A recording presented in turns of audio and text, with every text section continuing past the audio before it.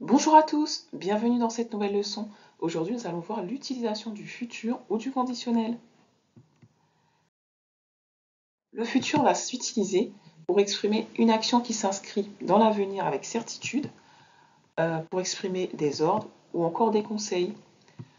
On va utiliser le futur pour exprimer une action qui peut se produire à l'avenir. Donc c'est une hypothèse, on n'est pas sûr. Donc dans ce cas-là, on va utiliser une proposition qui sera introduite par si.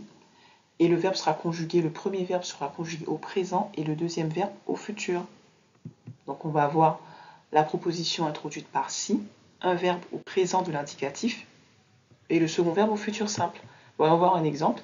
Donc si ça peut t'aider, je le ferai. Donc comme on peut le voir, le verbe pouvoir est au présent et le second verbe est au futur. Donc c'est une action hypothétique. Deuxième exemple. S'il pleut, j'aurai besoin de mon parapluie. Donc, le premier verbe est le verbe pleuvoir, donc il est au présent, et le second verbe est au futur. Donc, bien sûr, j'aurai besoin de mon parapluie à condition qu'il pleuve. Le conditionnel, quant à lui, donne une information sans certitude, permet de faire une demande poliment, permet d'exprimer un souhait ou encore de formuler une hypothèse.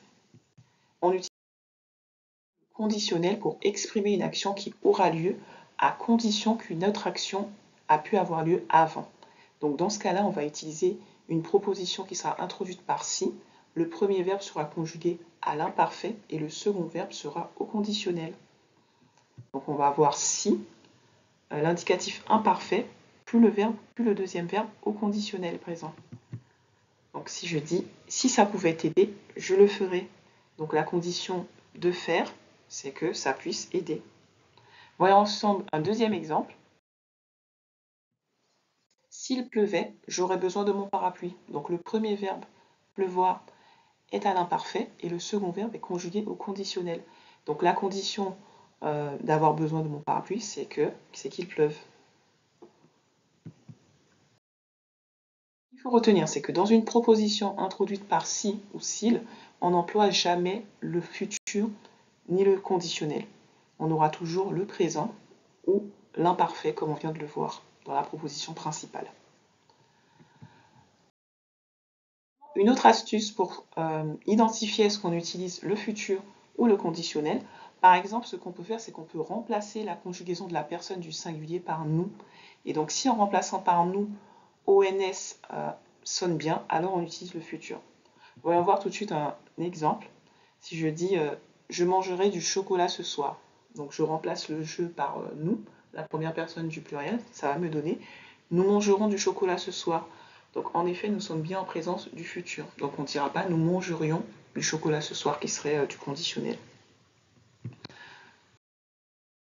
Bien sûr, si en remplaçant le nous par IONS, cela sonne bien, c'est qu'on est bien sûr en présence du conditionnel. Par exemple, si je dis si j'avais faim, je mangerais une pomme. Donc si nous avions faim, nous mangerions une pomme. Donc cela sonne bien, donc on reste bien sur le conditionnel. Ce qu'il faut retenir également, c'est qu'il y a une différence de prononciation de terminaison pour le verbe conjugué à la première personne du singulier, au futur et au conditionnel présent. Donc, voyons voir un exemple avec le verbe aimer. Donc par exemple, au futur, je vais dire j'aimerais. Donc on a le son et comme dans fermer. Alors qu'au conditionnel présent, on va dire j'aimerais comme dans ouvert. Donc on a le son et. Donc astuce très importante pour pouvoir prononcer correctement un verbe au futur et au conditionnel lorsqu'on utilise le pronom je.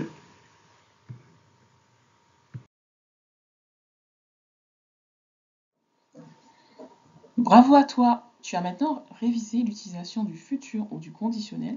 Je te souhaite bonne continuation pour la suite de tes révisions et à très bientôt dans une nouvelle leçon.